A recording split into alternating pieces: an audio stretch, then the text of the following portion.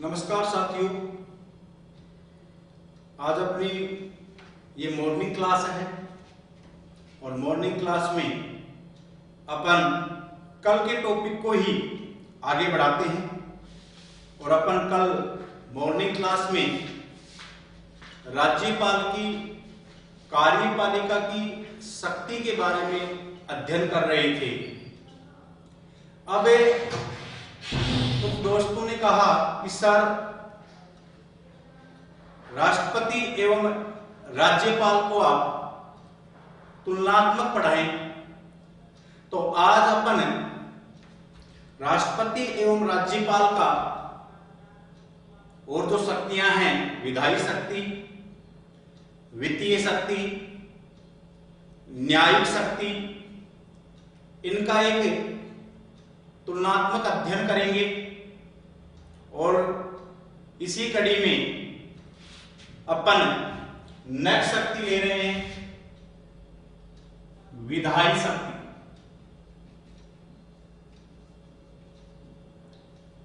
देखिएगा दोस्तों,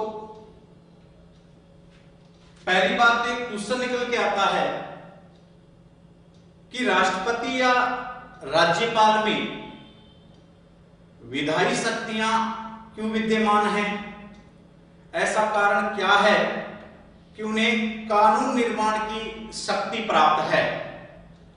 तो इसका सटीक आंसर है कि राष्ट्रपति एवं राज्यपाल अनुच्छेद 79 एवं अनुच्छेद 16 एक्ट के तहत राष्ट्रपति एवं राज्यपाल संसद एवं विधानमंडल का एक अभिन्न अंग है। अनुच्छेद 79 में संसद की संरचना को दर्शाया गया है एवं 16 एक्ट में विधान मंडल की संरचना को दर्शाया गया है। देखिएगा, संसद की जो संरचना है 79 में, उसमें कहा गया है कि संसद के 3 अंग होते हैं। एक है राष्ट्रपति, दूसरा है राज्यसभा और तीसरा है लोकसभा। इसी प्रकार 16 एक्ट में विधानमंडल की संरचना को दर्शाया गया है और 16 एक्ट में भी कहा गया है कि विधानमंडल के भी 3 अंग होते हैं।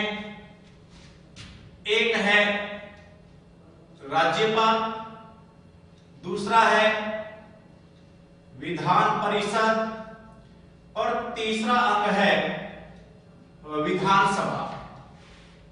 अतः हम ये कह सकते हैं कि राष्ट्रपति एवं राज्यपाल संसद एवं विधानमंडल का एक अभिन्न अंग होता है। इसीलिए इन दोनों में विधायी शक्ति विद्यमान है। अब अपन नेक्स्ट पॉइंट ये देखेंगे कि इन दोनों में कौन कौन सी विधायी शक्तियां विद्यमान हैं।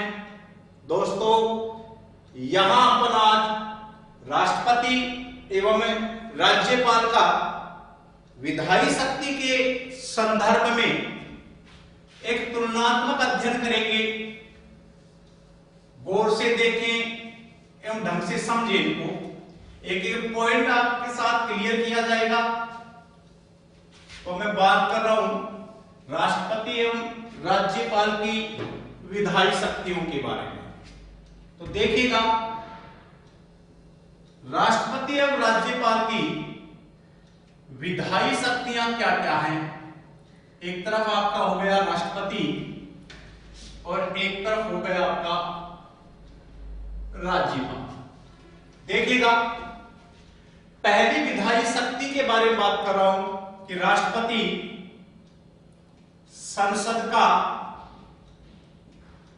70 बुलाता है, कोमा 17 अवसान करता है, कोमा लोकसभा को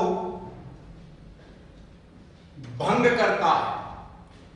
ये पहली विधायी शक्ति है राष्ट्रपति की कि राष्ट्रपति संसद का 70 बुलाता है, 17 अवसान करता है, लोकसभा को भंग करता है, और ये तीनों कार्य राष्ट्रपति प्रधानमंत्री के परामर्श पे करता है। अब जैसा कंटेंट पहली विधायी शक्ति में राष्ट्रपति का है, वैसा का वैसा कंटेंट विधायी शक्ति में राज्यपाल में है।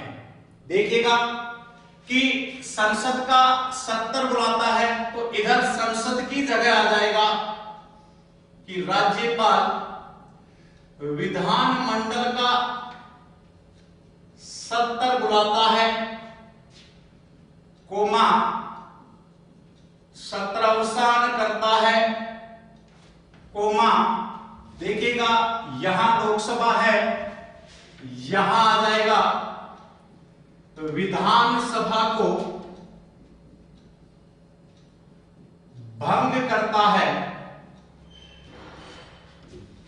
राष्ट्रपति ये तीनों कार्य प्रधानमंत्री के परामर्श में करता है, तो राज्यपाल ये तीनों कार्य सीएम के परामर्श पे करता है। पहला कंटेंट आराम से देखिएगा, कोई विशेष अंतर इसमें है नहीं कि इधर भी 70 का आयोजन होता है, इधर भी 70 का आयोजन होता है, इधर भी 17 अवसान होता है, इधर भी 17 अवसान होता है, इधर लोकसभा भंग होती है, इधर विधानसभा भंग होती है। ये तीनों कार्य राष्ट्रपति पीएम के परामर्श पे करता है, ये तीनों कार्य राज्यपाल सीएम के परामर्श पे करता है। अब अपन इस पॉइंट की व्याख्या करते हैं कि 70 क्या होता है, 17 अवसान क्या होता है और भंग होना क्या होता है। देखिएगा, संसद या विधानमंडल में सत्र की संख्या 3 होती है। पहला है बजट सत्र, दूसरा है मानसून सत्र, तीसरा है शीतकालीन सत्र। बजट सत्र है वो होता है फरवरी से मई तक, मानसून सत्र है वो है जुलाई से सितंबर तक या सितंबर तक, और शीतकालीन सत्र है इसका टाइमिंग है नवंबर से दिसंबर तक। फिर सुन लीजिएगा, सत्रों की संख्या या सत्र सदन में या विधानमंडल में या संसद में 3 प्रकार के होते हैं, बजट सत्र, मानसून सत्र, शीतकालीन सत्र। बजट सत्र का जो टाइमिंग है वो है फरवरी से मई के बीच में, मानसून सत्र है जुलाई से सितंबर, शीतकालीन सत्र है वो है नवंबर से दिसंबर, चाहे वो संसद की बात कर लो आप और चाहे विधानमंडल की बात कर लो। अब यहां से छोटे छोटे क्वेश्चन निकलते हैं कि सबसे जो बड़ा सत्र है वो है बजट सत्र, क्योंकि इसमें सबसे बड़ा टाइम, सबसे ज्यादा टाइम है फरवरी से मई तक, तो सबसे बड़ा सत्र है बजट सत्र। और सबसे छोटा सत्र होता है वो है शीतकालीन सत्र, जिसकी टाइमिंग है नवंबर से दिसंबर के बीच। ये पहला पॉइंट हो गया 70। अगला यहां से 70 से एक इंपॉर्टेंट क्वेश्चन निकलता है कि दो सत्रों के बीच, दोस्तों फिर सुन लीजिएगा, दो सत्रों के बीच अधिकतम अवधि कितने माह की होती है? तो दो सत्रों के बीच अधिकतम अवधि होती है 6 माह की। सीधा ही क्वेश्चन आ जाए कि संसद में दो सत्रों के बीच अधिकतम अवधि होती है 3 माह, 4 माह, 5 माह या 6 माह। तो कितने माह की होती है? 6 माह की। तो दोनों पॉइंटों में अपने पहला पॉइंट देख लिया है 70, इधर भी 70 है और इधर भी 70 है। चाहे वो बजट 70 हो या वो मानसून 70 हो या वो शीतकालीन सत्र हो, तीनों सत्रों को आहूत या बुलाता कौन है? राष्ट्रपति इधर और इधर कौन बुलाएगा? राज्यपाल। अब मैं इसी में सेकंड पॉइंट की चर्चा करता हूं जिसमें लिखा है सत्रावसान। देखिएगा सत्रावसान का मतलब क्या होगा? सीधा सा ही अर्थ है। दूसरा पॉइंट सत्रावसान। सत्रावसान का मतलब है सत्र समाप्ति की घोषणा। देखो इसका अगर आप संधि विच्छेद करेंगे, सत्रावसान, सत्र प्लस अवसान, अर्थात एक सत्र की समाप्ति की जो घोषणा, जैसे बजट सत्र है, मानसून सत्र है, शीतकालीन सत्र है। तो जैसे ये सत्र समाप्त हो जाते हैं, जैसे फरवरी से बजट सत्र चला और सपोज दैट कि मई 10 मई या 15 मई तक चला, तो जैसे ये समाप्त हो जाता है और जब राष्ट्रपति सत्र समाप्त होने की घोषणा करता है, उसे अपन कहते हैं सत्रावसान। तीसरा है लोकसभा या विधानसभा का भंग होना। देखिएगा संसद के 2 सदन हैं और इधर विधानमंडल के भी 2 सदन हैं। राज्यसभा इक्वल है, विधान परिषद जैसी है, एवं लोकसभा विधानसभा जैसी है। तो राज्यसभा एवं विधान परिषद एक स्थायी सदन है, ये भंग नहीं हो सकते, अर्थात इन्हें भंग नहीं किया जा सकता। ये लगातार सत्र में बने रहते हैं। इनके सदस्यों का जो सामान्यतः कार्यकाल है वो 6 वर्ष का होता है। कितने वर्ष का होता है? 6 वर्ष का। लेकिन लोकसभा एवं विधानसभा दोनों ही अस्थायी सदन हैं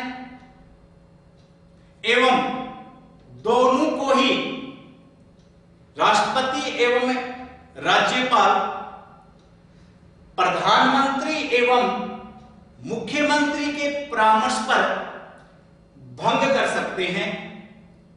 एवं लोकसभा एवं विधानसभा के सदस्यों का सामान्यतः कार्यकाल 5 वर्ष का होता है। दोस्तों ये तो थी अपनी पहली विधायी शक्ति जो अपन ने व्याख्यात्मक देखी, सत्तर का अर्थ देखा।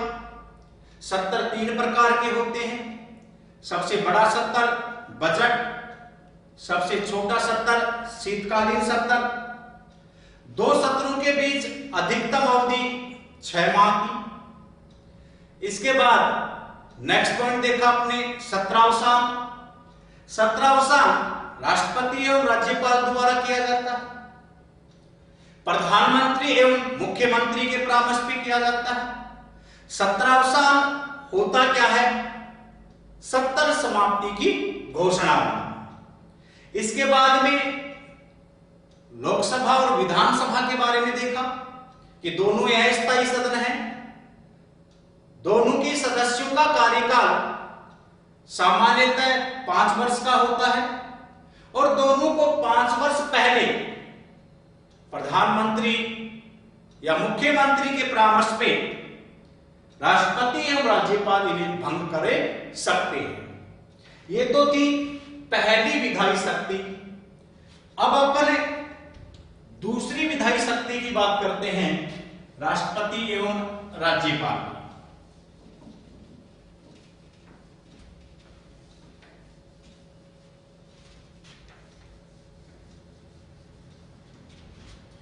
दूसरी विधायी शक्ति में है कि राष्ट्रपति है वो राज्यसभा में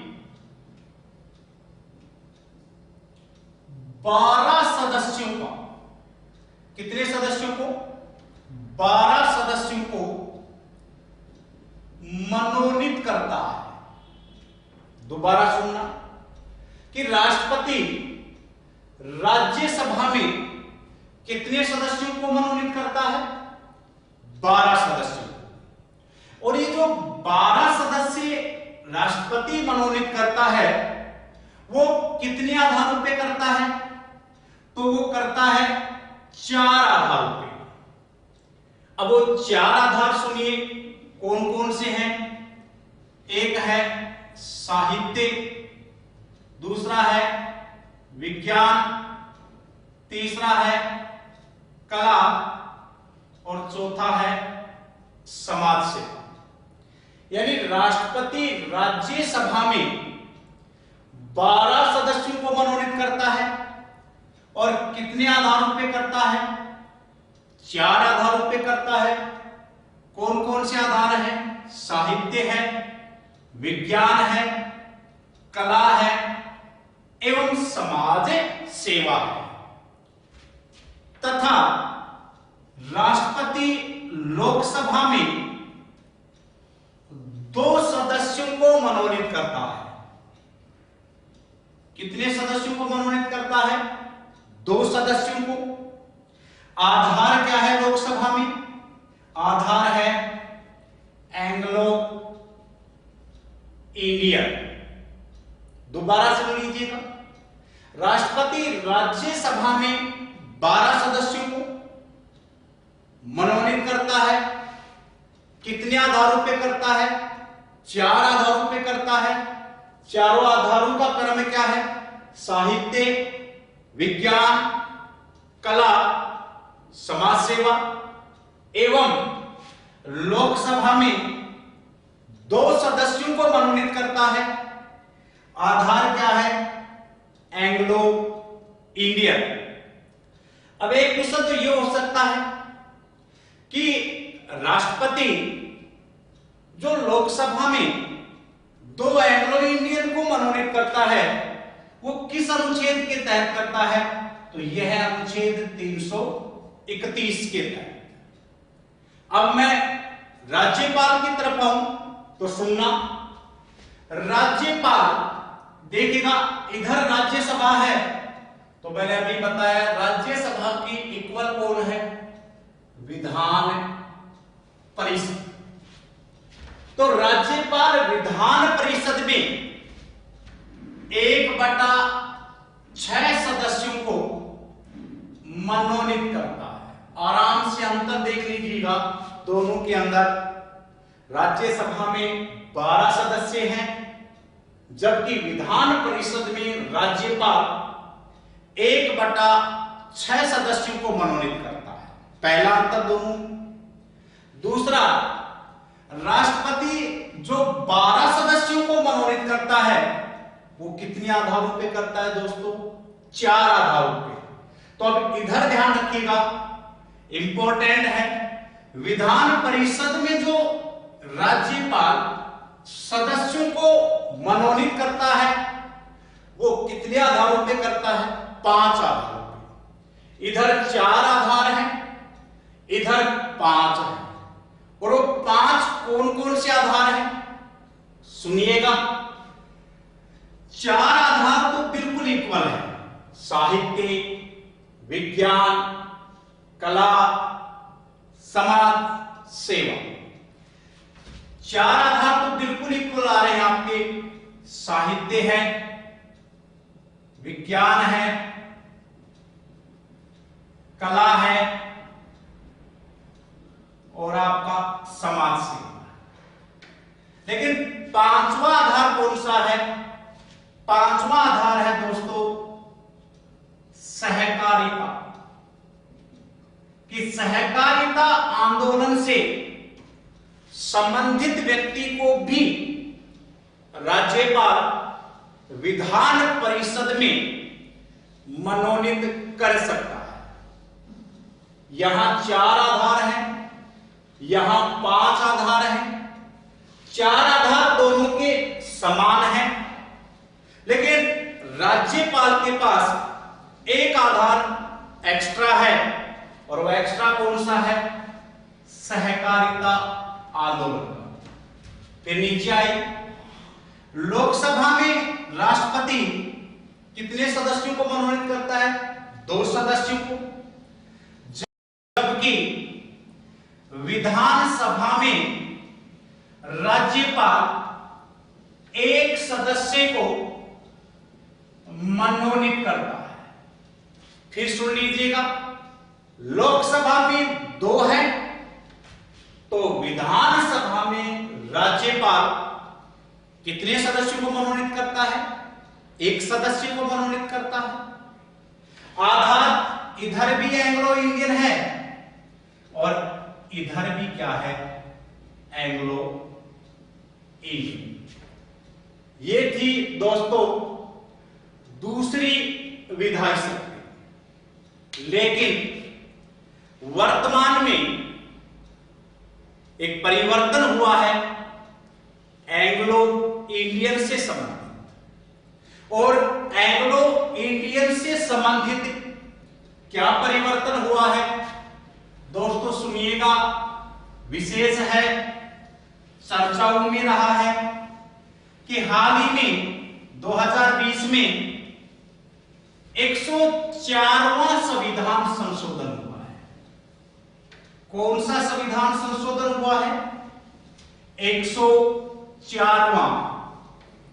और इसे 104वें संविधान संशोधन से क्या व्यवस्था की गई है? 104वां संविधान संशोधन। एक तो इसमें पहला पॉइंट यह कहा गया है कि एससी एवं एसटी के आरक्षण को, जो लोकसभा में और विधानसभा में था, एससी और एसटी के आरक्षण को 10 वर्ष के लिए बढ़ा दिया गया है। पहले ये 2020 तक था आरक्षण, अब ये आरक्षण हो गया है 2030 तक। तो पहली बात तो ये ध्यान रखेंगे कि 104वें संविधान संशोधन से पहला परिवर्तन तो यह हुआ है कि एससी एवं एसटी के आरक्षण को 10 वर्ष के लिए बढ़ा दिया गया है। और दूसरा जो परिवर्तन हुआ है, जिसकी मैं चर्चा कर रहा हूं दोस्तों, कि इस संविधान संशोधन से, कौन से 104वें से, इस संविधान संशोधन से एंग्लो इंडियन के प्रावधान को समाप्त कर दिया गया है। किसके प्रावधान को समाप्त कर दिया गया है? एंग्लो इंडियन के प्रावधान को। जहां राष्ट्रपति 2 सदस्यों को लोकसभा में मनोनीत करता था और राज्यपाल विधानसभा में 1 सदस्य को मनोनीत करता था, यह प्रावधान वर्तमान में 104वें संविधान संशोधन से समाप्त कर दिया गया। यह थी अपनी दूसरा पॉइंट, विधायी शक्ति। तीसरा पॉइंट देख रहे हैं विधायी शक्ति में, और दोस्तों तीसरा पॉइंट क्या है, सुनिएगा, समझिएगा।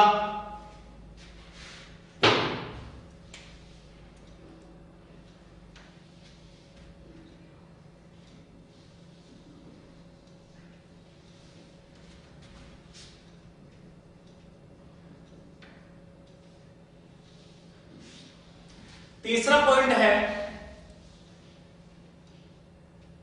कि राष्ट्रपति यदि विधानसभा अध्यक्ष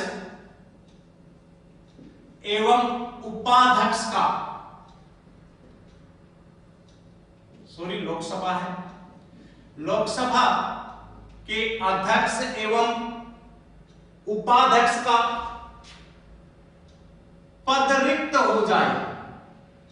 सुनना दोस्तों, बड़ा जबरदस्त पॉइंट है कि यदि लोकसभा के अध्यक्ष एवं उपाध्यक्ष का पद रिक्त हो जाता है तो किस व्यक्ति को अध्यक्ष के रूप में चयनित किया जाएगा, तो उस व्यक्ति को अध्यक्ष के रूप में चयनित किया जाएगा जो राष्ट्रपति तय करे। फिर सुन लो, मैं पद रिक्त की बात कर रहा हूं कि यदि लोकसभा अध्यक्ष एवं उपाध्यक्ष का पद रिक्त हो जाए तो ऐसी स्थिति में लोकसभा की अध्यक्षता वह व्यक्ति करेगा जो राष्ट्रपति तय करे। तो इधर देखिएगा, यदि विधानसभा अध्यक्ष एवं उपाध्यक्ष का पद रिक्त हो जाए तो ऐसी स्थिति में विधानसभा अध्यक्ष का चयन कौन करेगा, या विधानसभा अध्यक्ष कौन होगा, जो राज्यपाल तय करे।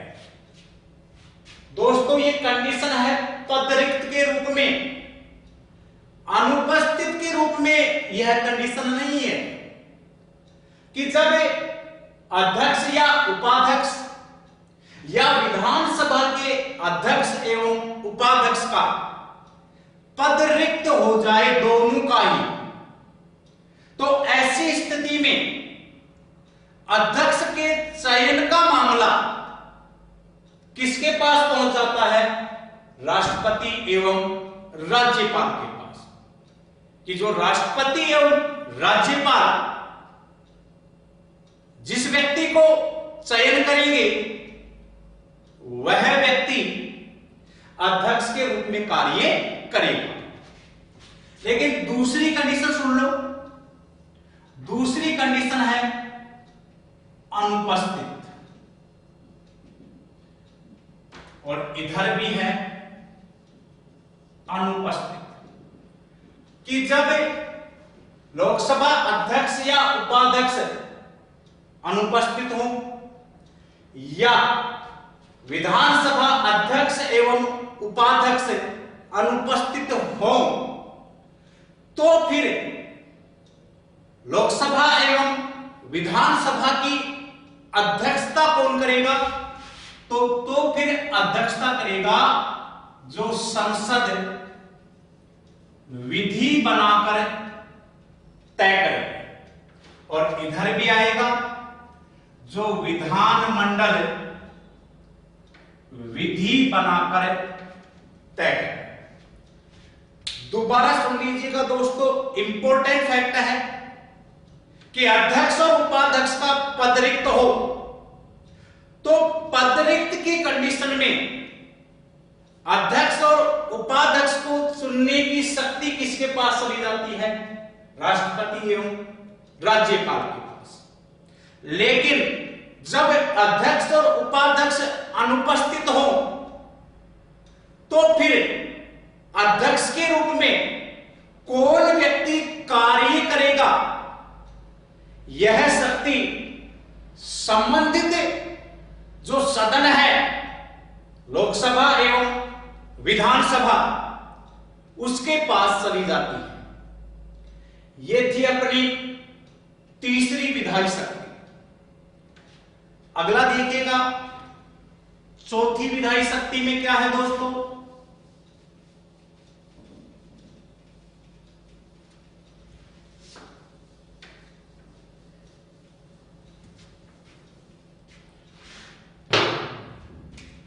चौथी विधायी शक्ति है कि राष्ट्रपति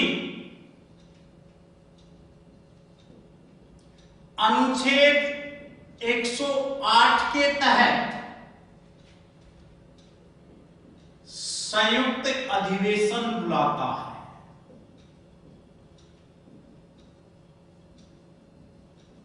बहुत ही इंपॉर्टेंट दोस्तों, यह राष्ट्रपति की विधायी शक्ति है कि राष्ट्रपति अनुच्छेद 108 के तहत संयुक्त अधिवेशन बुलाता है और इस संयुक्त अधिवेशन की अध्यक्षता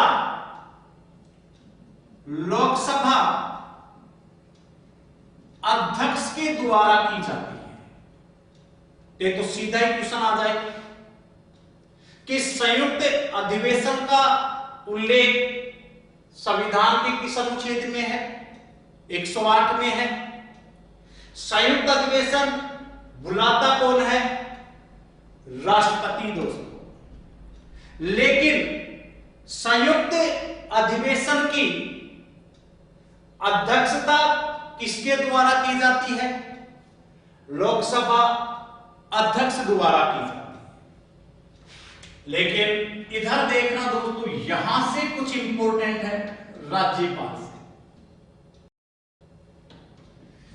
कि राष्ट्रपति को संयुक्त अधिवेशन बुलाने का अधिकार है, लेकिन राज्य विधानमंडल में संयुक्त अधिवेशन का कोई प्रावधान नहीं है।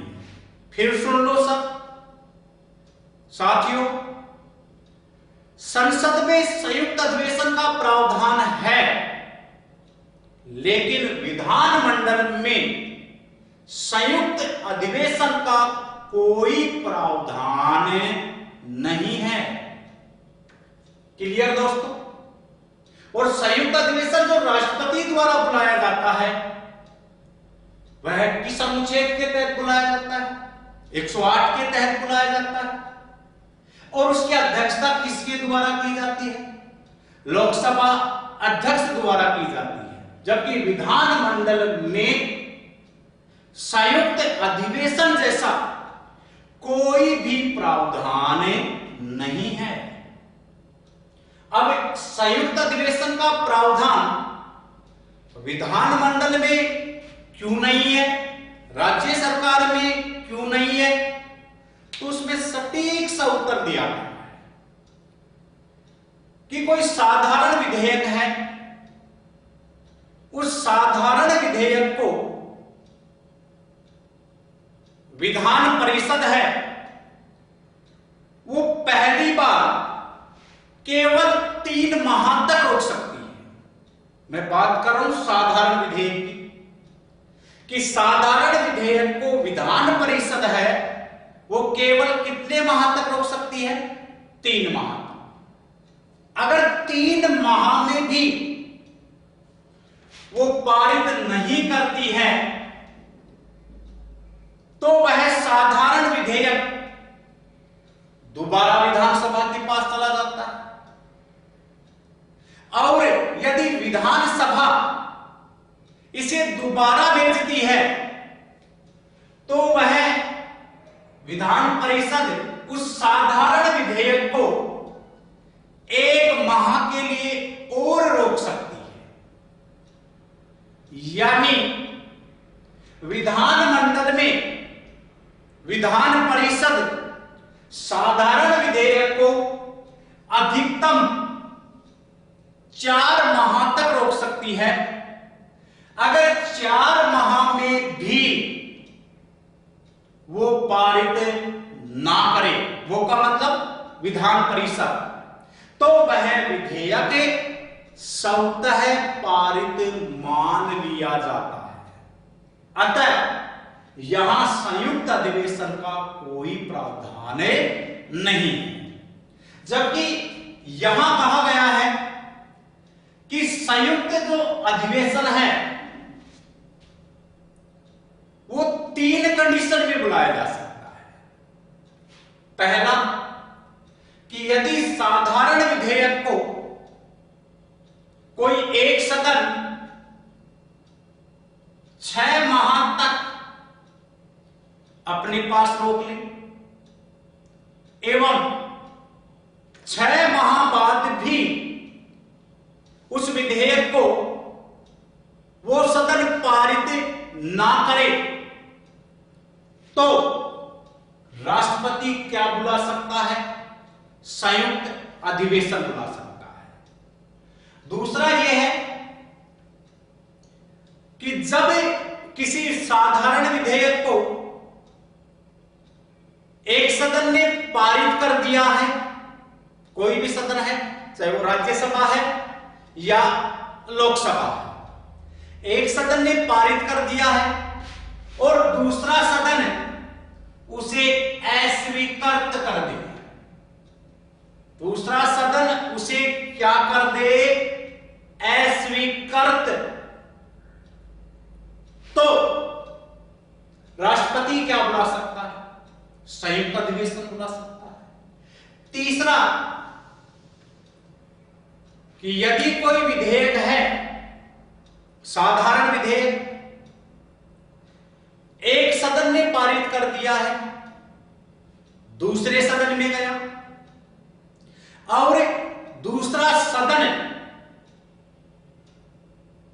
ने कुछ उसमें संशोधन किए और दूसरा सदन संशोधन के साथ उसे वापस पहले वाले सदन के पास भेज दे और पहले वाला सदन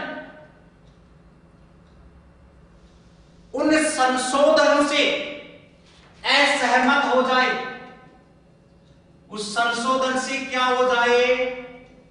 असहमत हो जाए, तो भी राष्ट्रपति संयुक्त अधिवेशन बुला सकता है।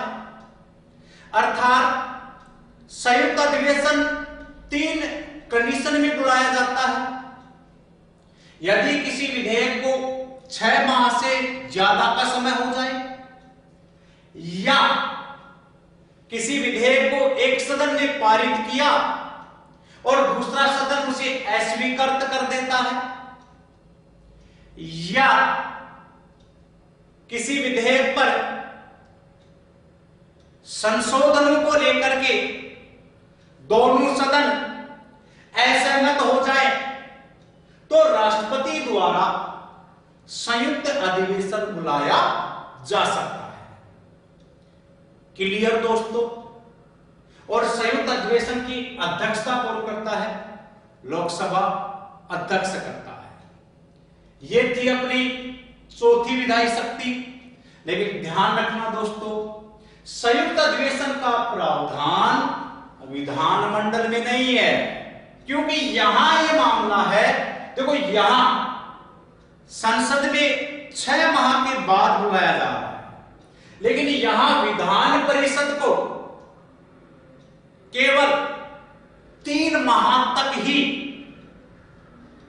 उस विधेयक को रखने का अधिकार है, दूसरी बार केवल 1 माह तक ही रखने का अधिकार है, यानी अधिकतम 4 माह तक ही उस विधेयक को रख सकती है विधान परिषद, और 4 माह बाद विधान परिषद से वो विधेयक स्वतः पारित मान लिया जाता है।